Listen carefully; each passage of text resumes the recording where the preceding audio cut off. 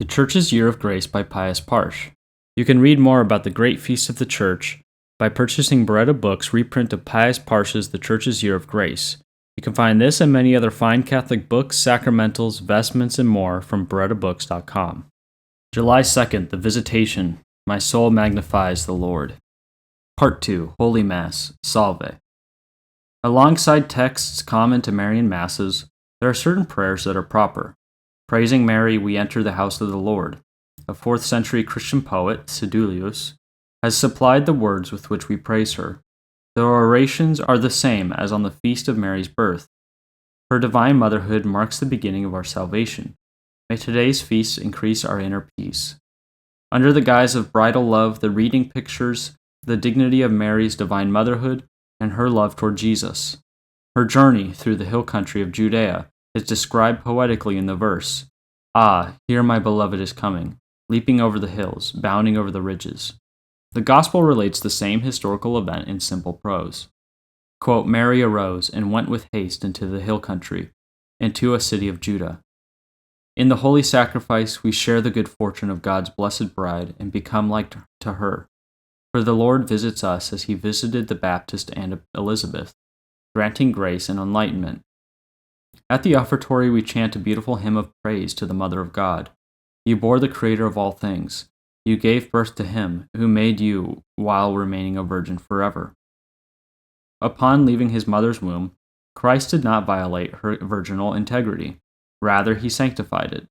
Now in the holy sacrifice, may his presence in us cleanse us from the stains of sin and make us holy.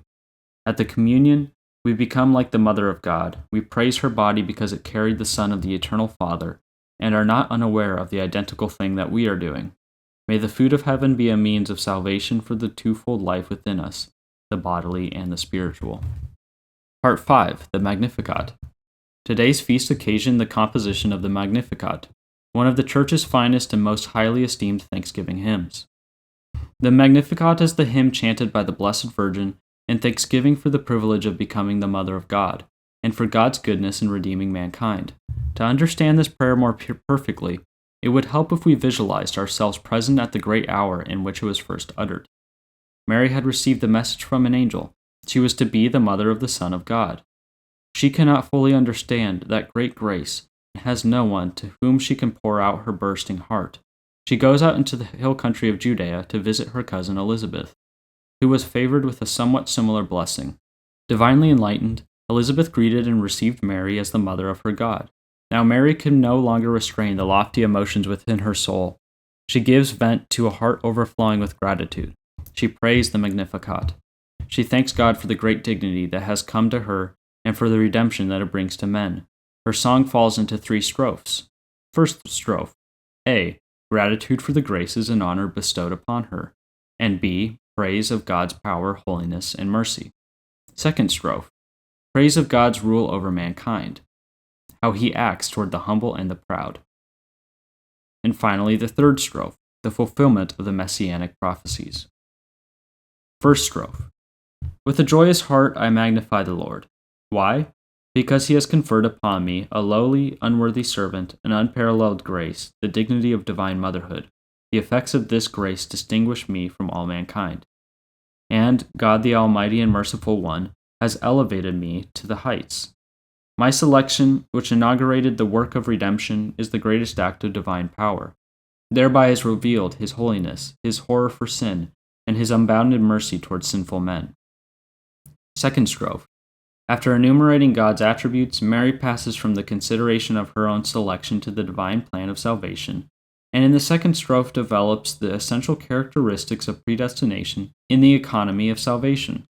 God's power shows itself in reducing to naught the haughty pride of the mighty and in taking to himself the world's weak and lowly ones. Third strophe. After these reflections, Mary joyfully assures us that God will redeem Israel because of his mercy and fidelity. Because of his mercy, since Israel could not help herself if left alone. Because of his fidelity, since God promised redemption to the prophets and patriarchs. Like all Old Testament or early Christian poetry, our hymn is very simple in form. The rhythm of thought expressed in classic Hebrew parallelism is easily discernible. The Magnificat very early found its place in liturgy. Already in the 4th century it formed part of the office, and one tradition credits Saint Benedict for having introduced it into Vespers. You can read much more about the Visitation by purchasing Beretta's book's reprint of Pius Parsch's The Church's Year of Grace. You can find this and many other fine Catholic books, sacramentals, vestments, and more from berettabooks.com.